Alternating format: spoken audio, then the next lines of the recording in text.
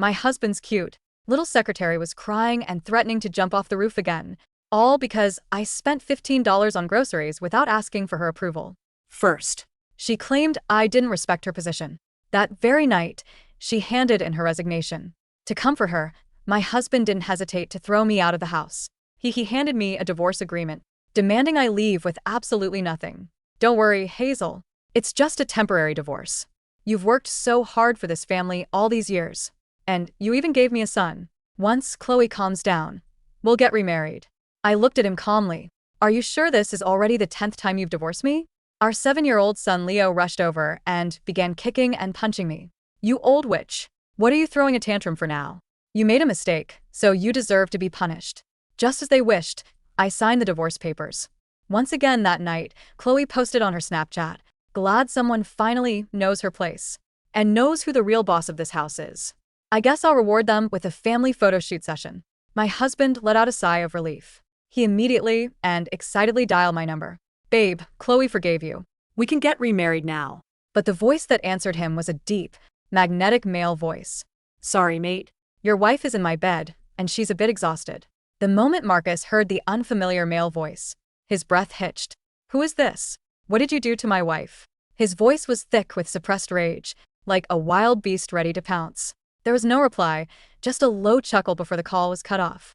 Marcus went completely insane, mobilized every single resource he had.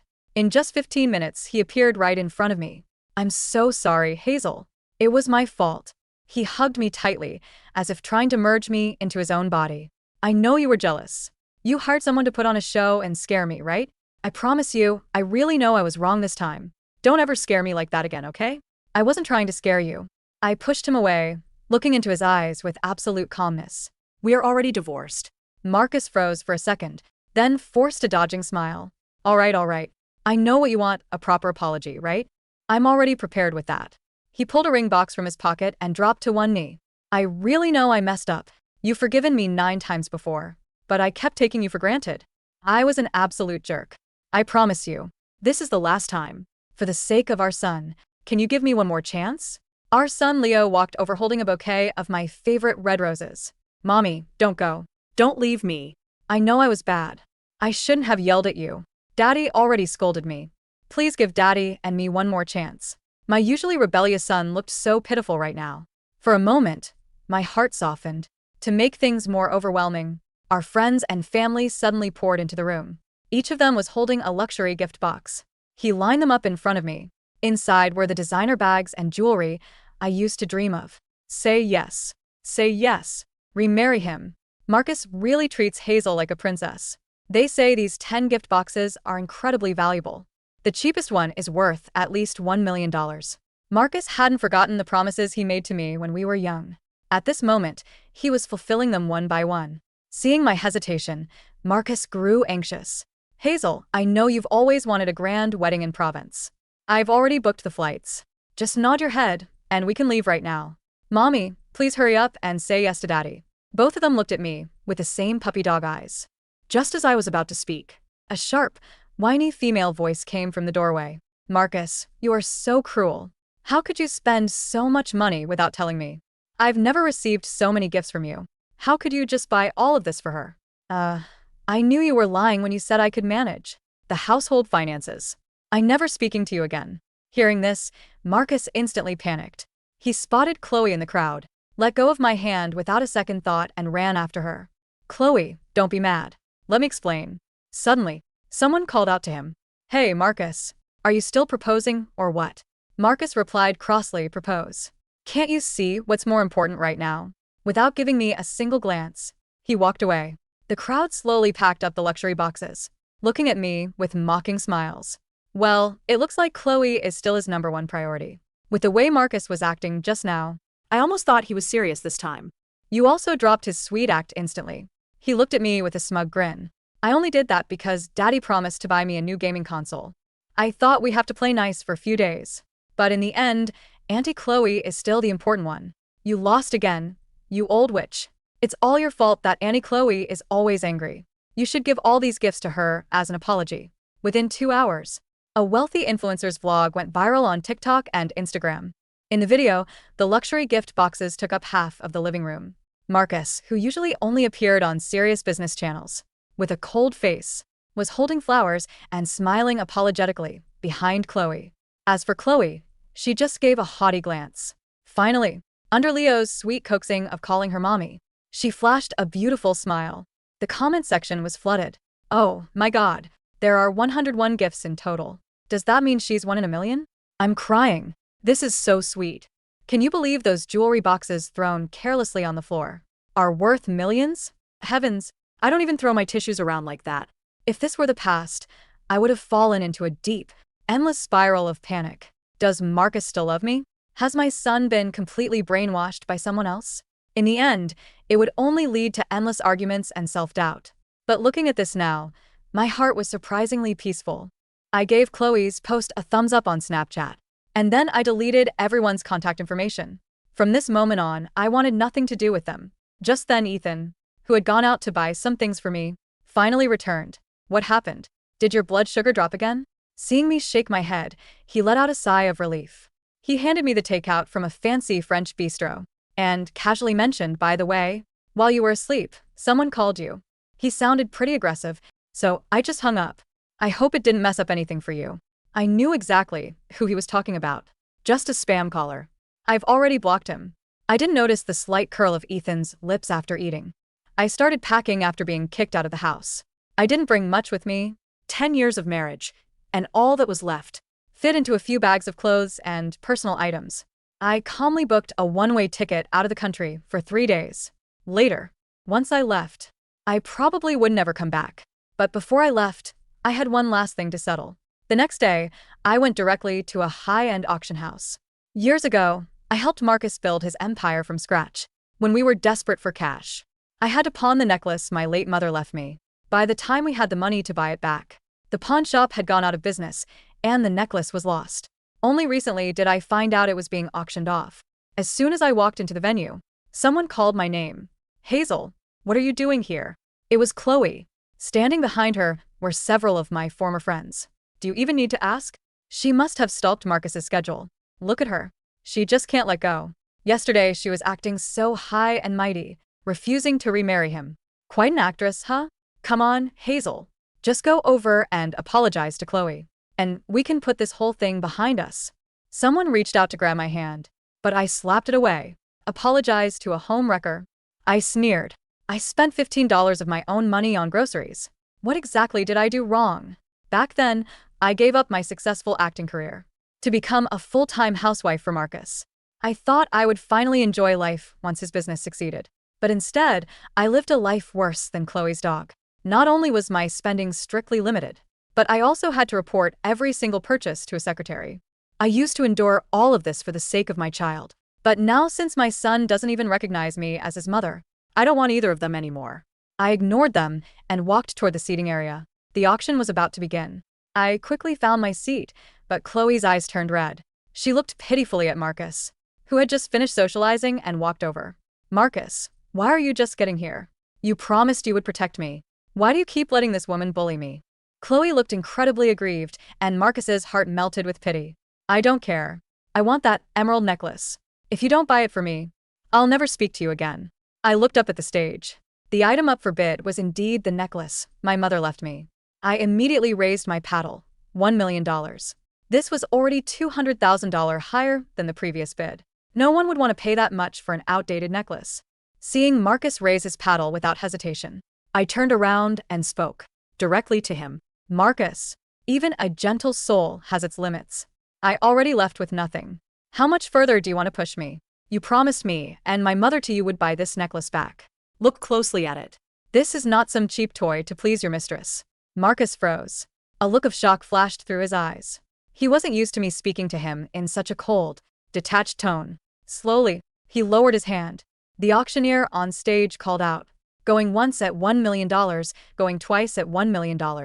But Chloe panicked. "Marcus, you promised me. Who are you choosing? Her or me?" Tears welled up in Chloe's eyes. It looked as if she would burst into tears if Marcus dared to say no. Marcus looked at me, then at Chloe. His gaze turned firm. I smiled bitterly to myself. How could an ex-wife like me ever compete with his precious mistress? Just as I was about to walk away, Marcus looked at me, then at Chloe. His gaze turned firm. I smiled bitterly to myself. How could an ex-wife like me ever compete with his precious mistress? $2 million, Marcus announced loudly, holding his paddle high into the air. A collective gasp rippled through the auction hall. An outdated vintage emerald necklace, objectively valued at no more than $800,000, had just doubled in price purely to satisfy the whim of a weeping secretary. Chloe instantly wiped away her tears, leaning her head victoriously against Marcus's shoulder. She cast a smug, predatory glance in my direction. You see, Hazel? Marcus loves me. What Marcus wants, Marcus gets. You're just yesterday's trash. The auctioneer's face lit up with greed. $2 million. Going once, going twice. $10 million. The voice wasn't loud, but its deep, magnetic timbre cut through the opulent hall like a sharp blade through silk. It was a sound that made every head in the room snap around instantly. A tall man in a bespoke, dark charcoal suit stood at the back entrance of the private gallery. His posture was impeccably straight, his sharp jawline framed by silver cuff sleeves and an air of quiet, absolute authority. It was Ethan. The murmurs in the room turned into frantic whispers. Is that Ethan Sterling? The elusive founder of Sterling International? What is he doing here? He never attends public auctions. Did he just drop $10 million on a basic emerald piece? Marcus's face drained of all color. He knew that name all too well. Sterling International was the multi-billion-dollar global conglomerate Marcus had spent the last 8 months desperately trying to pitch to. A single word from Ethan. Sterling could elevate Marcus's company into the global league, or crush it into bankruptcy overnight. Ethan walked slowly down the carpeted aisle, his tailored shoes making no sound against the velvet rug. He didn't spare Marcus or Chloe a single glance. His dark, piercing eyes were fixed entirely on me. $10 million cash settlement. Ethan spoke quietly to the auctioneer, pulling a sleek black metallic card from his coat. Wrap it immediately. The auctioneer practically tumbled over himself. Sold. To Mr. Ethan Sterling. Marcus stood frozen, his hand trembling slightly beside his paddle. Mr. Sterling? I am Marcus Vance, CEO of Vance Enterprises. It is an absolute honor. Ethan raised a single finger, silencing Marcus instantly. He took the open velvet box containing my mother's emerald necklace from the breathless auctioneer, walked over, and stood right in front of me. His expression softened, the cold arrogance disappearing into genuine warmth. You left your phone in the car, Ethan said softly, his voice carrying clearly across the silent hall.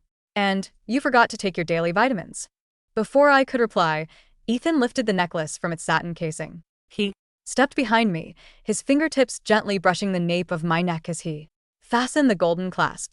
The heavy emerald rested perfectly against my collarbone, right where my mother had placed it years ago. An heirloom belongs to its rightful owner, Ethan whispered near my ear. Not to those who trade their dignity for cheap tricks. Marcus's eyes nearly burst from their sockets. The deep, magnetic voice, it was the exact same voice that had answered my phone the night before. You. Marcus stammered, his knuckles turning white as he pointed a finger at Ethan. It was you on the phone. Hazel, who is this man? How do you know Ethan? Sterling. Chloe's arrogance evaporated into pure shock. She clutched Marcus's arm, her eyes wide with terror and envy. Marcus, isn't that the billionaire investor you said you'd do anything to meet? I stood up, adjusting the strap of my handbag. I didn't look at Marcus's panicked face, nor did I look at Chloe's twisted expression. I turned to Ethan and gave him a gentle nod. Thank you, Ethan. Let's go. Hazel, stop, right there. Marcus lunged forward, trying to grab my wrist, but 2 hulking bodyguards in dark suits stepped seamlessly out of the shadows, blocking Marcus's path like a brick wall. Mr. Vance, Ethan said, turning his head slightly, his gaze as cold as ice. Touching my guest without permission is a bad business strategy, especially when your company's outstanding line of credit is currently under review by my banking consortium.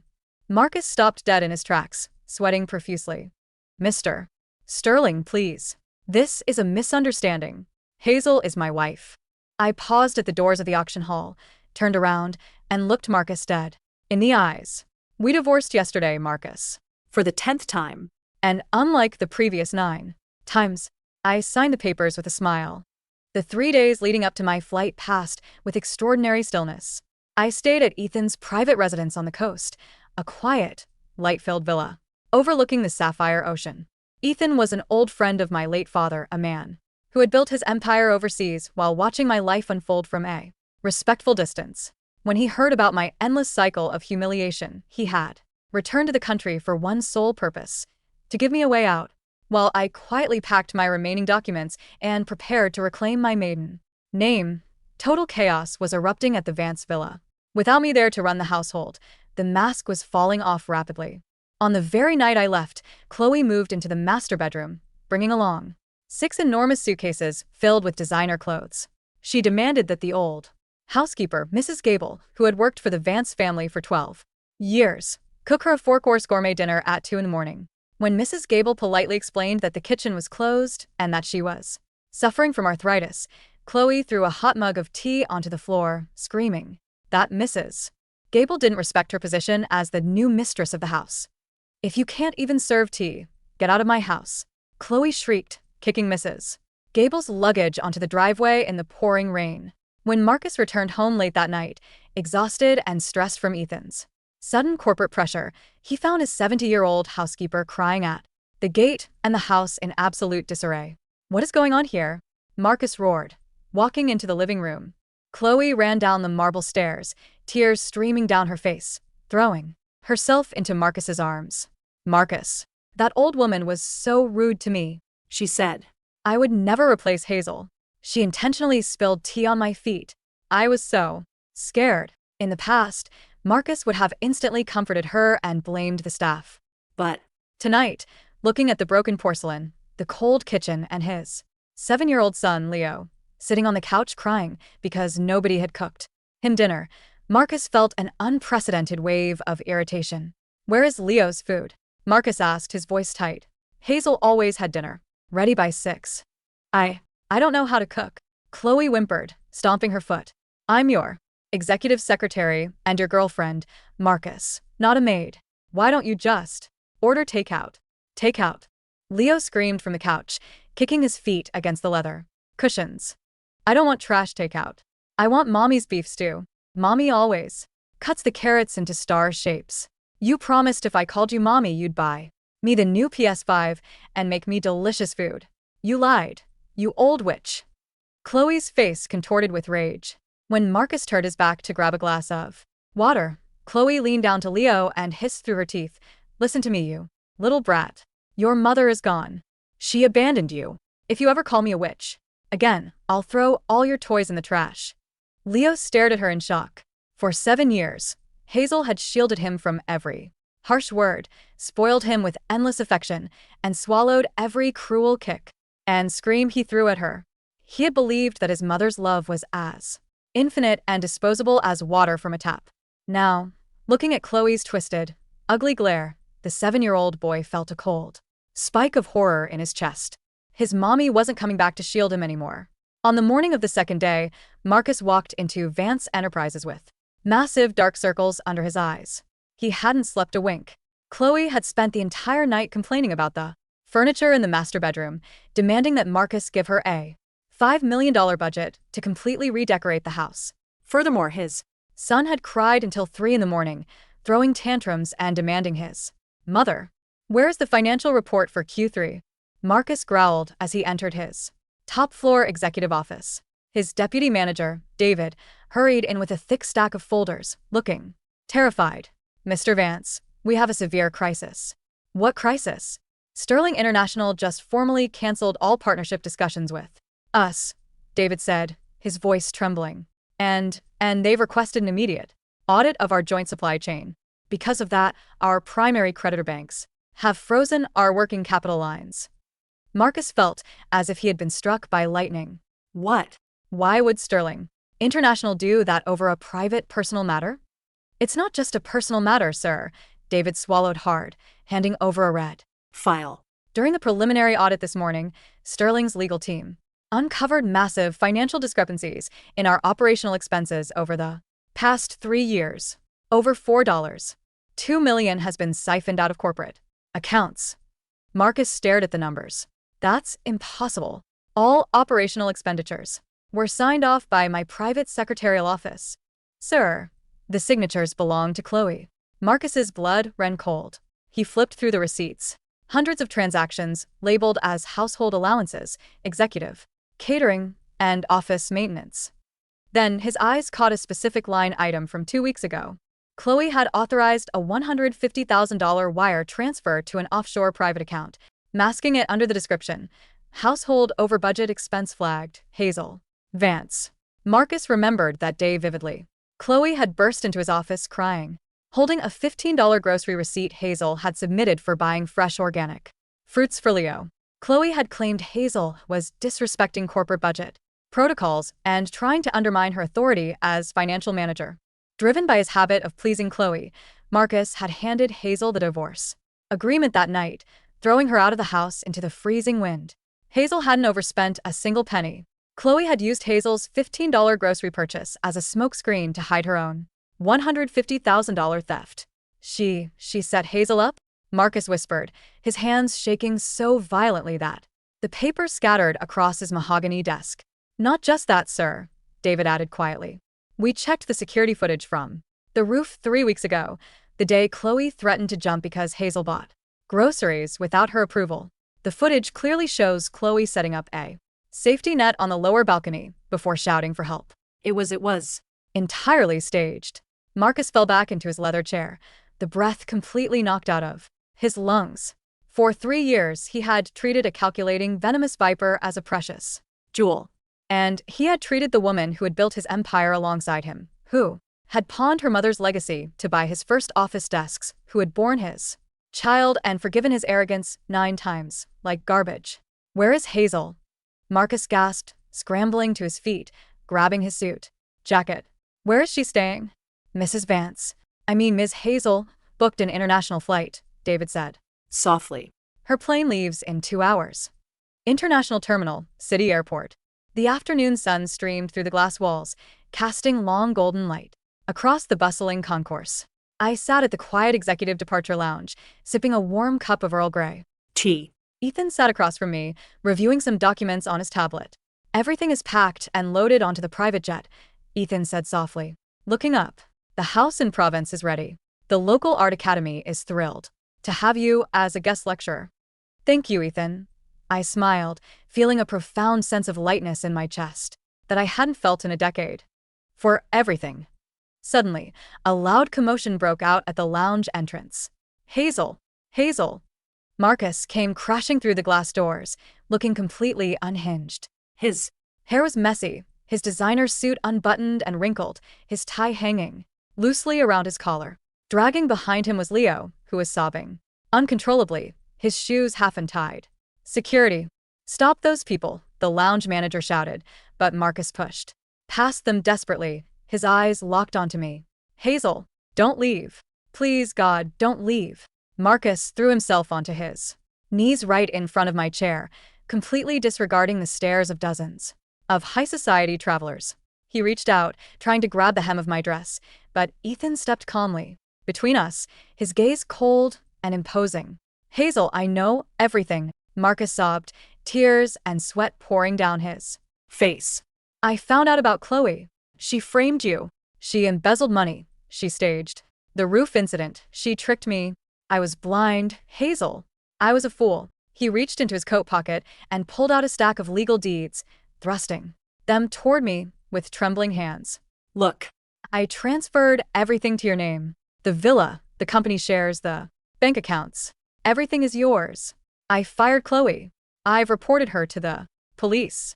Just come home, please. I'll give you the grandest wedding in Provence. I'll spend every day of my life making it up to you. Leo wriggled out of Marcus's grip and threw himself against my knees, crying so hard he was gasping for air. Mommy, I was wrong, the 7-year-old boy wailed, clutching my coat with his sticky hands. Auntie Chloe yelled at me. She threatened to throw my toys away. She didn't make me food. I threw away the gaming console Daddy bought me. I kicked it into the pool. Mommy, please come home. I'll never call you an old witch again. I'll be good. I'll eat all my vegetables. Don't abandon Leo. I looked down at the child I had carried for 9 months. I remembered the countless nights I had stayed awake holding him when he had fevers. I remembered how I had carefully sewn his school costumes, how I had cooked 3 meals a day tailored to his delicate stomach. And I remembered how, just 3 days ago, he had kicked and punched me, calling me an old witch with a smirk on his face because his father promised him a toy. My heart didn't ache anymore. It was entirely numb. "Leo," I said, my voice as calm as a tranquil lake. The boy stopped crying for a second, looking up at me with tear-filled eyes, expecting me to pick him up and wipe his nose like I always did.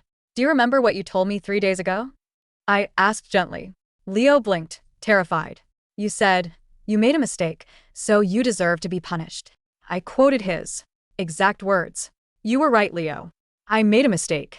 My mistake was forgiving your father 9 times and teaching you that a mother's love is a punching bag that never breaks."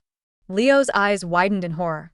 "Now I'm correcting my mistake," I continued, looking from the boy up to Marcus. "Marcus, you didn't love Chloe. And you don't love me. You only love the control you had over a woman who surrendered her entire life for you." No. "That's not true. I love you, Hazel.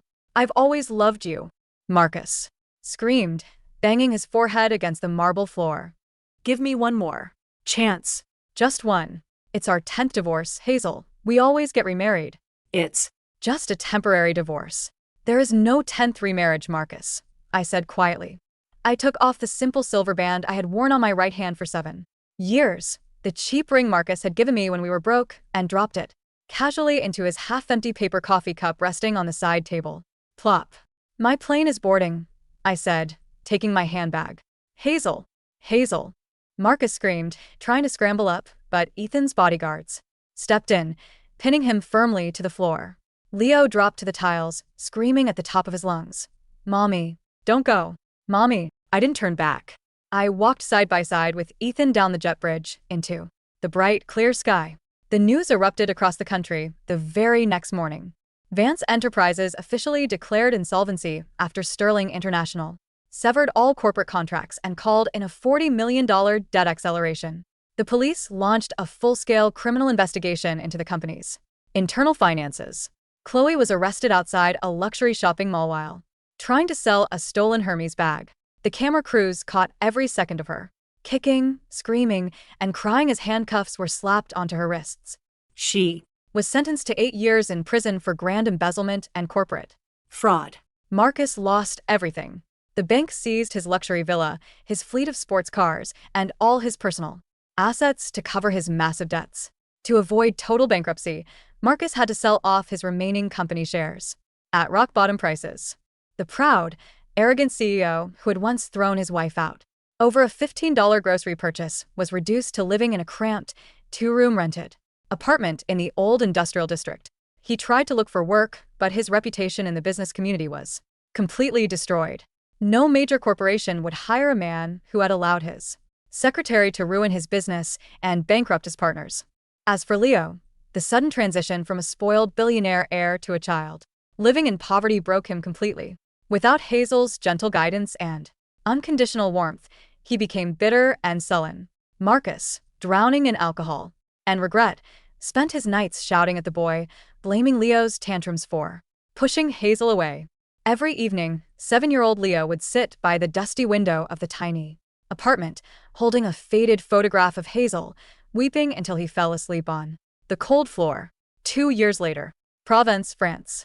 The afternoon sun washed over a vibrant field of lavender, casting a violet glow.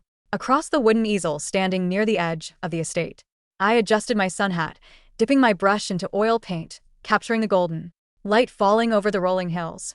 My skin was healthy and glowing, my eyes bright with purpose and peace. Over the past 2 years, I had held 3 successful art exhibitions across Europe, reclaiming my name not as Marcus Vance's obedient housewife, but as Hazel Sterling, an acclaimed artist and independent woman. "You're painting late today," a smooth voice sounded behind me. Ethan walked down the stone path, holding 2 glasses of chilled white wine. He handed one to me, his fingers gently brushing mine. The light was too beautiful to stop. I smiled, taking a sip. Ethan stood beside me, looking at the canvas, then down at my face. "There's a business conference in New York next month. I was wondering if you'd like to join me. After that, We could stop by Paris. I'd love that, I replied gently. Ethan smiled, reaching into his pocket. He didn't pull out a flashy $10 million ring box, nor did he drop to his knees in a desperate attempt To manipulate me. He simply produced a small, handcrafted wooden bracelet carved with lavender flowers. I saw this in the village market, Ethan said softly. It made me think of your smile. I put the bracelet on, feeling the warm, genuine love that required no bargains, no guilt, and no sacrifices. Meanwhile, thousands of miles away, in a rainy, cold alleyway in the concrete jungle of the city, a ragged man in a torn coat stood outside an electronics store window. Marcus stared blankly at the massive LED screen on the skyscraper across the street. The screen displayed a high-fashion global advertisement for an international art gala. There, pictured in a magnificent emerald gown, wearing her mother's restored necklace and smiling with supreme grace and elegance alongside Ethan, Sterling, was Hazel. She looked radiant, powerful, and completely beyond his reach. A passerby bumped into Marcus, knocking his worn umbrella to the ground. Watch. Where you're going, old man? Marcus didn't react.